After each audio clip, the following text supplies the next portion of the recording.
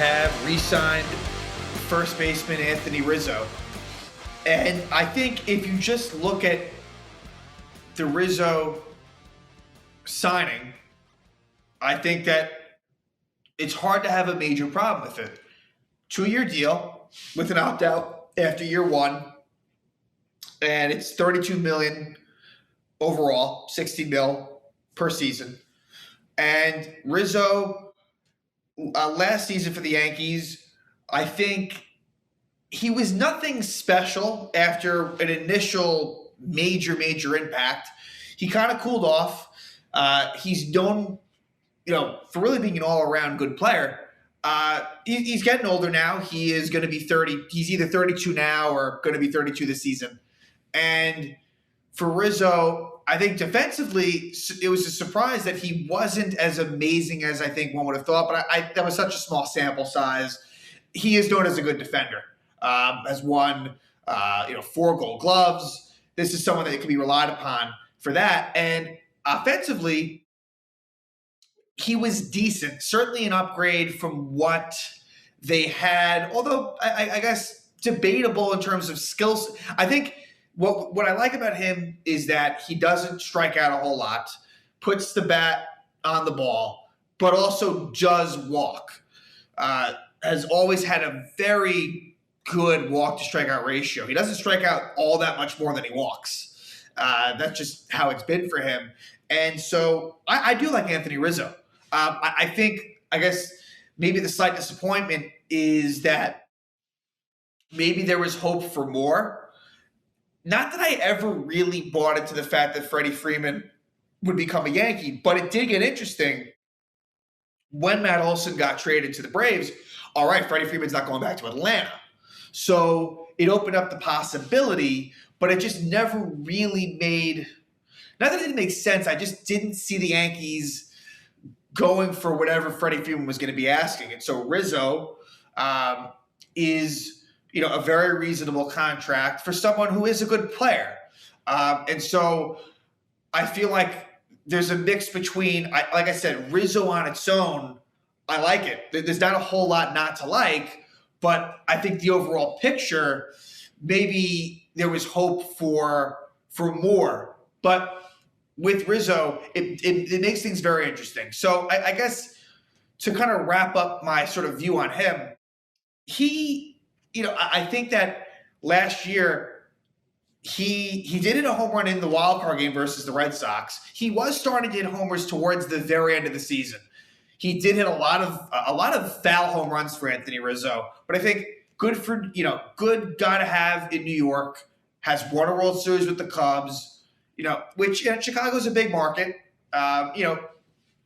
Just to be able to break that curse, there had to be a lot of pressure there. So with Rizzo, obviously he's not he's not the same player he was 4 or 5 years ago, but I think that he is someone who, is reliable, fairly consistent, and, I think will be a good guy to have in that clubhouse, which definitely needed to be reworked. And also just the Yankees lack lefty bats. So, similar to what we had spoken about last season when they traded for Gallo, traded for Rizzo, now Hicks will be back. So there will be a little bit more of a balance in that lineup. To that point, this is where I feel bad for Luke Voit because Luke Voit definitely is a starting caliber first baseman in this league. There's no question about it. Is he great defensively? No, he's not. But not to the point where, that offense certainly makes up for it. The guy can hit. He can hit for power. And even though you look at the guy and you think, he's an all-or-nothing guy, it's not the case. Sure, does he strike out a lot? Yes, he does. But he can hit the ball the other way. This is someone he can hit for a representative average. Luke Voit is a good hitter.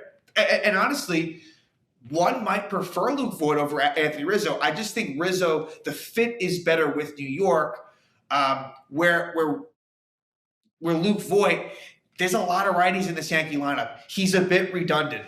That's what it comes down to. Whereas Anthony Rizzo balances out the lineup more. So for Luke Voit, where does this leave him? You certainly wouldn't be shocked if he gets traded, but it hasn't happened to this point. And I'm wondering if the interest, there's got to be some interest in Luke Voit, but I think the Yankees, from a leverage standpoint, it's not great because teams know that right now, Luke Voit isn't such a necessary piece to the Yankees. But I'll say this: we've seen, and this is where I guess I'll tie in the COVID aspect to this, but also injuries. The Yankees, they have been a very injured team in recent years, so you can never have enough depth. Like, there is a world in which I could see Luke Voit absolutely playing a role.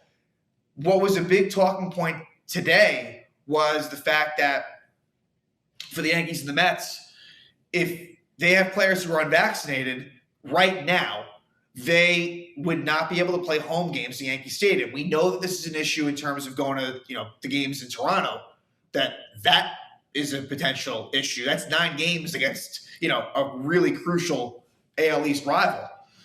But also, even more of a problem is not playing, these home games. So, but what I find interesting about the Rizzo signing is that Cashman is well aware of what's going on, and Anthony Rizzo was not back. He was unvaccinated last season. He was. Like that much we definitely know, and he still signed him. So I think the hope there is that Cashman must firmly believe that this will be resolved one way or another, whether that be player getting vaccinated or whether that be, the mandates being lifted to the point where it won't be a problem. So definitely, but in terms of how it relates to Voit, it's just, especially in the COVID era, you can never have enough depth. So while I think it's fair to say Voit will be traded, we'll see. Gleyber Torres is also interesting. So now let's just kind of right now look at this position by position. So, well, first off, catcher, Higashioka and Voit. And don't be surprised if that changes, but that's what it is right now. And not much is going to change. There's not a whole lot of like, oh, you move this. I mean, it's catcher. Although, ironically, Kiner Falefa has played catcher, but that is, not happening anymore. So, first base is Anthony Rizzo. Second base, let's say it's Gleyber Torres, but let's get back to that. Shortstop, Kiner Falefa. Third baseman Donaldson.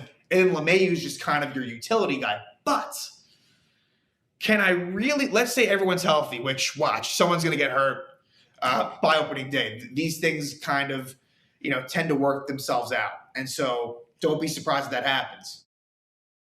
But assuming everyone stays healthy, I got to think LeMahieu's starting over Gleyber Torres. You just have to believe that would be the case.